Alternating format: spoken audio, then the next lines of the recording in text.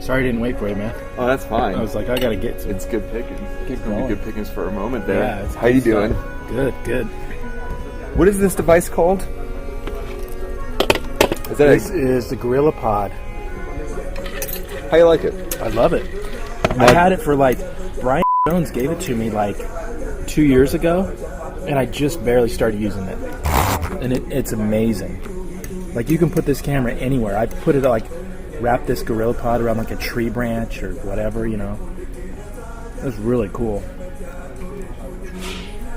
Put it on the steering wheel. I like it. Oh, this is so good today. I'm just gonna pig out. Looks amazing. I haven't been here for a while. It's actually, after we set this meeting up, I thought it's actually fitting that we come here to Kathmandu Yeah. to do a podcast, because I believe about a year ago we were in the same booth doing our first podcast. Yeah. And I was just talking to the owner. He was checking out the camera and stuff. I was telling him what we're doing. And he's like, do you mention the Kathmandu? I'm like, of course. Definitely. He's like, thanks. Did you try the cauliflower dish? No, I will though. I grabbed a lot of everything. It's so hot. Holy smokes. Is Yeah. They said it was chili something, but man. Okay, so I discovered something today that's like heroin, dude. So I spend 3 hours every week listening to this video games podcast from Giant Bomb. And it's I don't really play video games, but by listening to this I can keep up to date. And they've got good people on there who they throw out a lot of references to the old days that I remember, when video games were brand new.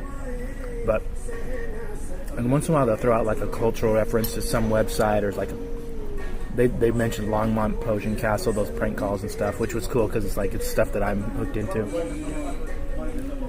But once in a while they throw out a pro wrestling reference, which is always appreciated because wrestling fans are beyond fans. They're nuts. So they throw out a reference to this website called Botchamania.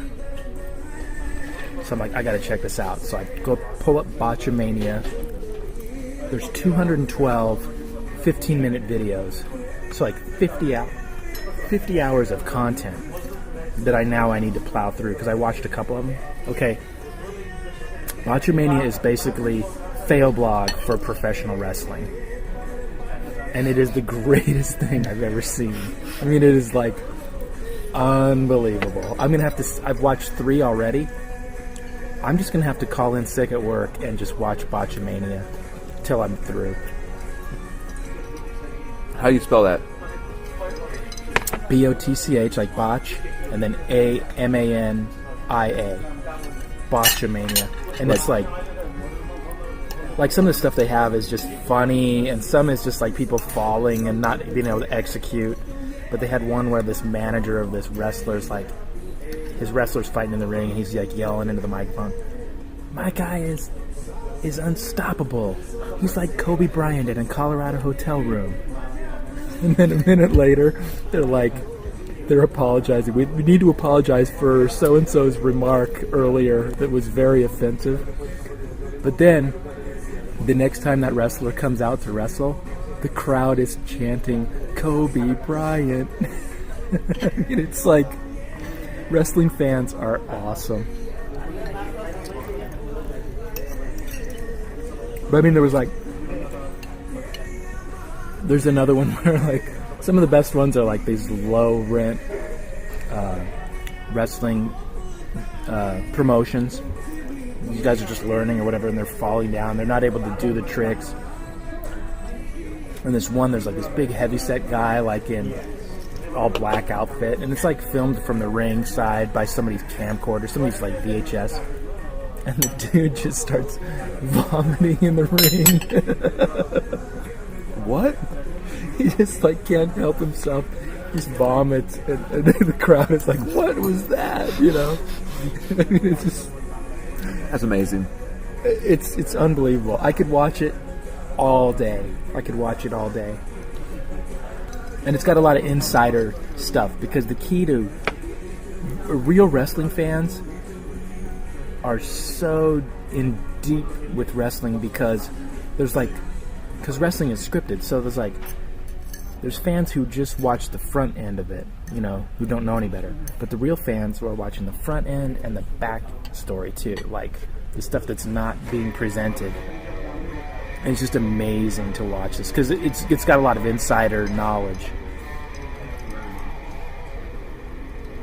So that was my morning's discovery.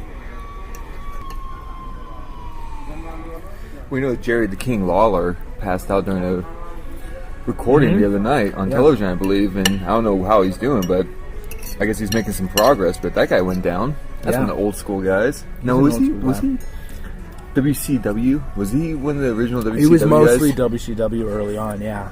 And then he went over when Vince bought the other promotion, I think. Or at some point he went over. No, he went over in maybe the mid-'90s when they started to do Royal Rumble, I think, didn't he? Possibly. Yeah, he switched. I think at the same time, like Sting switched. Yeah, Jerry the King Lawler. He's one of those old school Memphis guys. Wrestled Andy Kaufman.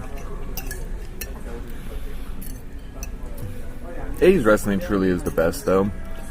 You have these villains and the good guys. Dude, I grew up on that stuff.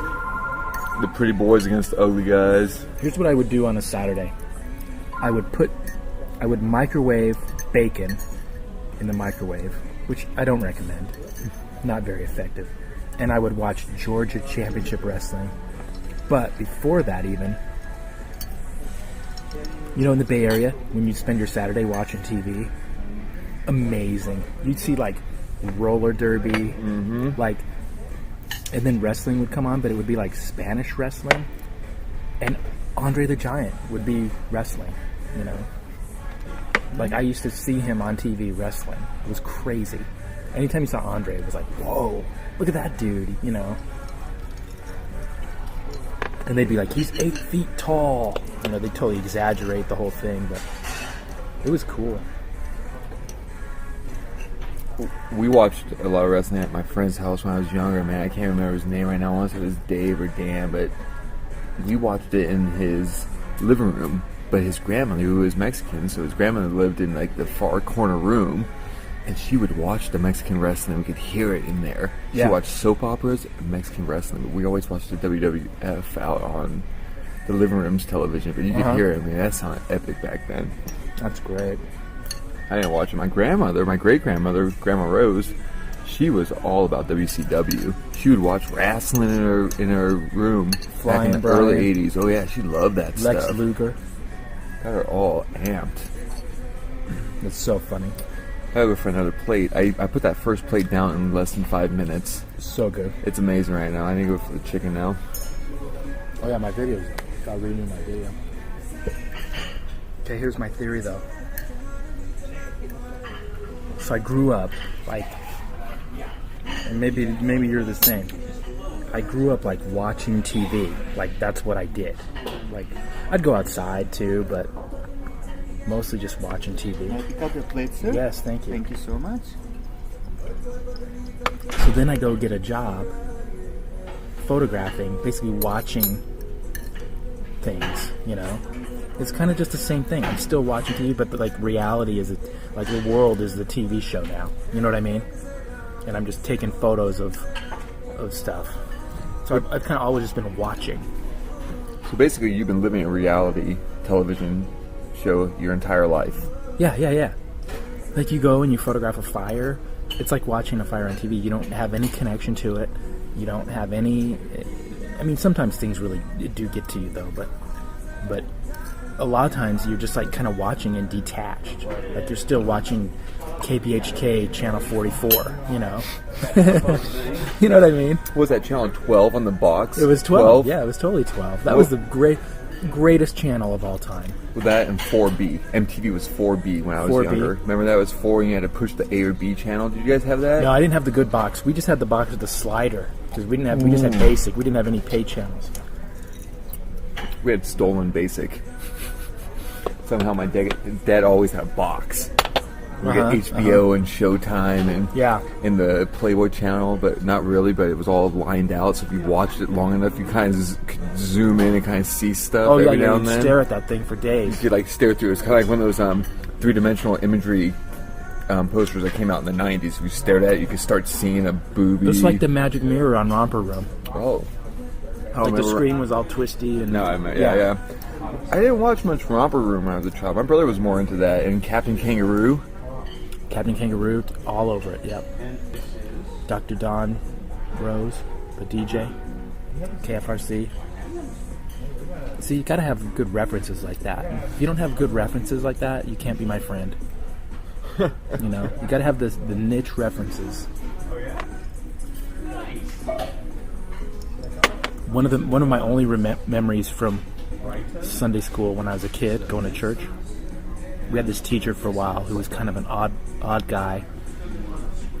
His name was Rudy James, and we're sitting there, he's teaching us whatever, and I'm not even paying attention, but then his final line hits in, and he says, and that's when I knew I had to get out of the roller derby. And it was just like, you know, what?